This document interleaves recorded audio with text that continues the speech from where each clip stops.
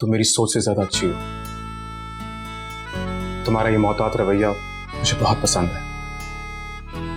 पता है तुम्हें, मैं हमेशा से ही सोचता था मेरी जीवन साथी ऐसी हो जिसकी शराफत की मैं कसम खा सकूं। आयमा,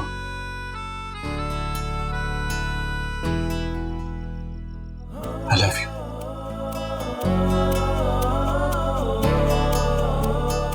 जवाब नहीं दोगी?